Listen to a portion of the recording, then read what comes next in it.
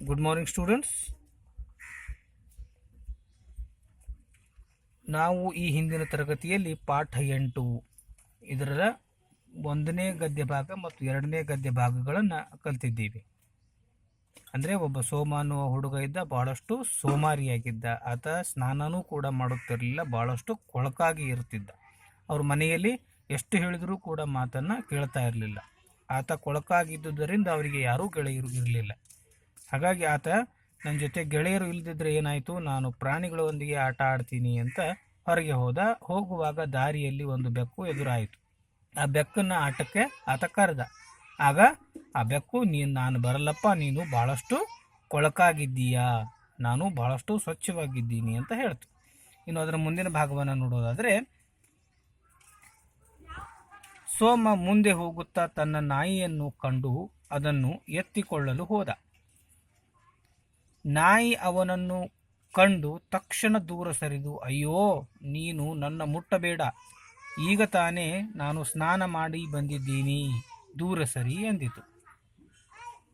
ಸೋಮನಿಗೆ ಇದನ್ನು ಕೇಳಿ ಬೇಸರವಾಯಿತು. ಅವನು, ನನಗಾರೂ ಸ್ನೇಹಿತರೇ ಇಲ್ಲ, ಯಾರೊಡನೆ ಆಟವಾಡಲಿ ಎಂದುಕೊಳ್ಳುತ್ತಿದ್ದ. ಆಗ ಹತ್ತಿರದ ಚರಂಡಿಯಿಂದ, ಓ ಗೆಳೆಯ, ಯಾಕೆ ಚಿಂತಿಸುತ್ತೀ, ನಿನ್ನ ಸ್ನೇಹಿತ ನಾನಿದ್ದೀನಿ, ಇಲ್ಲಿ ಬಾ, ಇಲ್ಲಿ ತುಂಬ ಒಳ್ಳೆಯ ಜಾಗವಿದೆ, ಬಾ, ಇಬ್ಬರೂ ಸೇರಿ ಆಟವಾಡೋಣ ಎಂಬ ಕೂಗು ಕೇಳಿಸಿತು. ಸೋಮ ಹತ್ತಿರದ ಮೋರಿಯಲ್ಲಿ ನೋಡಿದಾಗ ಹೊಲಸು ಹಂದಿಯೊಂದು ಇವನನ್ನು ಕರೆಯುತ್ತಿತ್ತು. ಅದನ್ನು ನೋಡಿದ ಸೋಮನಿಗೆ, ತಾನು ಸ್ವಚ್ಛವಾಗಿದ್ದರೆ ಮಾತ್ರ ಆಡಲು ಒಳ್ಳೆಯ ಗೆಳೆಯರು ಸಿಗುತ್ತಾರೆ, ಇಲ್ಲವಾದಲ್ಲಿ ಈ ಹಂದಿಯೇ ಗತಿ ಎಂದು ಅರಿವಾಯಿತು. ತಕ್ಷಣ ಅವನು ಮನೆಗೆ ಹೋಗಿ ಸ್ನಾನ ಮಾಡಿ ಒಳ್ಳೆಯ ಬಟ್ಟೆಯನ್ನು ಧರಿಸಿ ಹೊರಬಂದ. ಸ್ವಚ್ಛವಾಗಿದ್ದ ಅವನನ್ನು ಎಲ್ಲರೂ ಆಟಕ್ಕೆ ಸೇರಿಸಿಕೊಂಡರು. ಅಂದರೆ ಈ ಪಾಠದ ನೀತಿ ಸ್ವಚ್ಛತೆಯೇ ನೀತಿ ಅಂತ ಗೊತ್ತಾಯ್ತಲ್ಲ. ಇಲ್ಲಿ ಆ ಬೆಕ್ಕು ಆತನ ಸಮೀಪ ಬರದೆ, ನೀನು ಬಹಳಷ್ಟು ಗಲೀಜಾಗಿದ್ದೀಯಾ, ನಾನು ಸ್ವಚ್ಛವಾಗಿದ್ದೀನಿ, ನಾನು ಬರಲಪ್ಪ ಅಂತ ಹೇಳ್ತು. ಹಾಗೆ ಆತ ಮುಂದೆ ಹೊರಟ. ದಾರಿಯಲ್ಲಿ ಹಾಗೆ ಮುಂದೆ ಹೋಗುವಾಗ ತನ್ನ ನಾಯಿಯನ್ನು ಆತ ಕಂಡ. ಸೋಮ ಒಂದು ನಾಯಿಯನ್ನು ಸಾಕಿದ್ದ, ಆ ನಾಯಿ ಅಲ್ಲಿಗೆ ಬಂತು. ಆಗ ಅದನ್ನು ಕಂಡು ಆತ ಅದನ್ನು ಎತ್ತಿಕೊಳ್ಳಲು ಹೋದ ಸೋಮ. ಆಗ ನಾಯಿ ಅವನನ್ನು ಕಂಡು ನೋಡಿ ತಕ್ಷಣ ದೂರ ಸರಿದು ನಿಂತು ಬಿಡ್ತು. ಆಮೇಲೆ ಹೇಳ್ತು, ಅಯ್ಯೋ, ನೀನು ನನ್ನನ್ನು ಮುಟ್ಟಬೇಡ, ಈಗ ತಾನೇ ನಾನು ಸ್ನಾನ ಮಾಡಿ ಬಂದಿದ್ದೀನಿ, ದೂರ ಸರಿ ಅಂದಿತ್ತು. ಅವನು ಕೊಳಕಾಗಿದ್ದ, ನಾಯಿಯೂ ಕೂಡ ಈಗ ತಾನೇ ಜಳಕ ಮಾಡಿ ಬಂದಿತ್ತು. ಅದಕ್ಕದು, ನೀನು ನನ್ನನ್ನು ಮುಟ್ಟಬೇಡ, ದೂರ ಸರಿ ಅಂತ ಹೇಳ್ತು. ಆಗ ಸೋಮನಿಗೆ ಬಹಳಷ್ಟು ಬೇಸರ ಆಯಿತು. ಯಾಕಂದರೆ ತಾನು ಸಾಕಿದ ನಾಯಿಯೇ ಅವನನ್ನು ಹತ್ತಿರಕ್ಕೆ ಸೇರಿಸಿಕೊಳ್ಳಿಲ್ಲ ಮತ್ತು ಅವನಿಗೆ ತನ್ನ ಜೊತೆ ಯಾರೂ ಗೆಳೆಯರಿಲ್ಲ ಅಂತ ಅನಿಸಿ ನಾನು ಇನ್ನು ಯಾರ ಜೊತೆ ಆಟ ಆಡಲಿ ಅಂದ್ಕೊಳ್ತಾ ಹೊರಟಿದ್ದ. ಹೋಗುವಾಗ ಅಲ್ಲಿಯೇ ದಾರಿಯ ಪಕ್ಕದಲ್ಲಿ ಹತ್ತಿರದ ಚರಂಡಿ ಅಂದರೆ ಗಟ್ಟರ್ ಅಂತ ಹೇಳ್ತೀವಿ ನಾವು. ಗಟ್ಟರ್ ಅಂತ ನೋಡ್ರಿಲ್ಲ, ನಾವು ಭಾಳ ಕೊಚ್ಚೆ ನೀರು, ನಮ್ಮಲ್ಲಿ ನಾವು ಬಳಸಿದಂಥ ನೀರೆಲ್ಲ ಹೋಗುತ್ತಲ್ಲ, ಅದಕ್ಕೆ ಚರಂಡಿ ಅಥವಾ ಗಟ್ಟರು ಅಂತ ಕರಿತೀವಿ.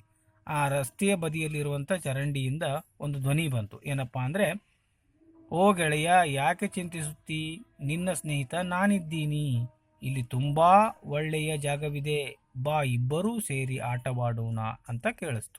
ಕೂಗುದ ಹಾಗೆ ಕೇಳಿಸ್ತು. ಎಲ್ಲಿ? ಆ ಚರಂಡಿಯಿಂದ ಹಂದಿ ಆ ರೀತಿಯಾಗಿ ಒದರ್ತಾ ಇತ್ತು. ಇಲ್ಲಿ ಮುಂದೆ ಆತ ಏನು ಮಾಡ್ತಾನಪ್ಪ ಅಂದ್ರೆ, ಧ್ವನಿ ಕೇಳಿದಾಗ ಸೋಮ ಆ ಹತ್ತಿರದ ಮೋರಿಯಲ್ಲಿ ನೋಡಿದಾಗ, ಅಲ್ಲಿ ಪಕ್ಕಕ್ಕೆ ಹೋಗಿ ಆ ತಗ್ಗಿನಲ್ಲಿ ಅಥವಾ ಚರಂಡಿಯಲ್ಲಿ ಮೋರಿಯಲ್ಲಿ ಇಣುಕಿ ನೋಡಿದಾಗ ಅಲ್ಲಿ ಒಂದು ಹೊಲಸಾದಂಥ ಹಂದಿಯೊಂದು ಅವನನ್ನು ಕರೀತಿತ್ತು. ಅದನ್ನು ನೋಡಿ ಆತನಿಗೆ ಬಹಳಷ್ಟು ಕೆಟ್ಟ ಅನ್ನಿಸ್ತು. ಅದನ್ನು ನೋಡಿದ ಸೋಮನಿಗೆ, ತಾನು ಸ್ವಚ್ಛವಾಗಿದ್ದರೆ ಮಾತ್ರ ಆಡಲು ಒಳ್ಳೆಯ ಗೆಳೆಯರು ಸಿಗುತ್ತಾರೆ. ನೋಡ್ರಿ, ಆತನಿಗೆ ಏನು ಅನ್ನಿಸ್ತಪ್ಪ ಅವಾಗಂದ್ರೆ, ಆ ಹಂದಿ ಭಾಳಷ್ಟು ಹೊಲಸಿನಲ್ಲಿತ್ತಲ್ಲ, ಅದು ಆತನನ್ನು ಕರಿತಾ ಇತ್ತು. ಕರೆಯುವಾಗ ಅದನ್ನು ನೋಡಿದಂಥ ಸೋಮನಿಗೆ ಅನ್ನಿಸ್ತಪ್ಪ ಅಂದ್ರೆ, ನಾನು ಸ್ವಚ್ಛವಾಗಿದ್ದರೆ ನನ್ನನ್ನು ಎಲ್ಲರೂ ಆಡಲು ಕರೆದುಕೊಳ್ಳುತ್ತಾರೆ, ಕೂಡಿಸಿಕೊಳ್ಳುತ್ತಾರೆ, ಇಲ್ಲದೇ ಇದ್ದರೆ ನನಗೆ ಈ ಹಂದಿಯೇ ಗತಿ, ನಾನು ಸ್ವಚ್ಛವಾಗಿ ಇಲ್ಲದೆ ಹೋದರೆ ಆ ಹೊಲಸಾಗಿರುವಂಥ ಹಂದಿ ಜೊತೆಗೆ ನಾನು ಆಟ ಆಡಬೇಕಾಗಿ ಬರುತ್ತೆ ಅಂತ ತಿಳಿಯಿತು. ಅರಿವಾಯಿತು ಅಂದ್ರೇನು, ಅವನಿಗೆ ತಿಳಿಯಿತು. ಏನಂತೇಳಿ, ನಾನು ಸ್ವಚ್ಛವಾಗಿದ್ದರೆ ಮಾತ್ರ ನನಗೆ ಒಳ್ಳೆಯ ಗೆಳೆಯರು ಸಿಗುತ್ತಾರೆ, ಇಲ್ಲದೆ ಹೋದಲ್ಲಿ ನಾನು ಹಂದಿಯ ಜೊತೆಗೆ ಇರಬೇಕಾಗುತ್ತೆ ಅಥವಾ ಹಂದಿಯ ಜೊತೆಗೆ ಗೆಳೆತನ ಮಾಡಬೇಕಾಗುತ್ತೆ ಅಂತ ತಿಳಿಯಿತು.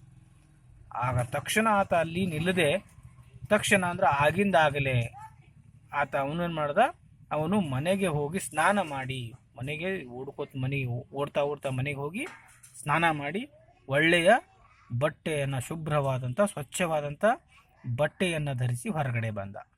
ಹೀಗೆ ಆತ ಹೊರಗಡೆ ಬಂದಾಗ ಬಹಳಷ್ಟು ಚೆನ್ನಾಗಿ ಕಾಣಿಸ್ತಾ ಇದ್ದ. ಸ್ವಚ್ಛವಾಗಿದ್ದ ಅವನನ್ನು ಎಲ್ಲರೂ ಆಟಕ್ಕೆ ಸೇರಿಸಿಕೊಂಡರು. ಬಹಳಷ್ಟು ಸ್ವಚ್ಛವಾಗಿ ಚೆನ್ನಾಗಿ ಕಾಣಿಸ್ತಾ ಇದ್ದ. ಹಾಗಾಗಿ ಉಳಿದಂಥ ಎಲ್ಲ ಮಕ್ಕಳು ಅವನನ್ನು ಆಟಕ್ಕೆ ಕರೆದುಕೊಂಡರು. ಹೀಗಾಗಿ ಈ ಪಾಠದ ನೀತಿ, ಸ್ವಚ್ಛತೆಯೇ ದೇವರು. ನಾವು ಯಾವಾಗಲೂ ಸ್ವಚ್ಛವಾಗಿರುವುದನ್ನು ಕಲಿಬೇಕು ಅನ್ನೋದೇ ಈ ಪಾಠದ ನೀತಿಯಾಗಿದೆ. ಗೊತ್ತಾಯ್ತಲ್ಲ ಮಕ್ಕಳೇ? ಈ ಪಾಠವನ್ನು ನೀವು ಚೆನ್ನಾಗಿ ಓದಿಕೊಳ್ಳಿ. ಧನ್ಯವಾದಗಳು.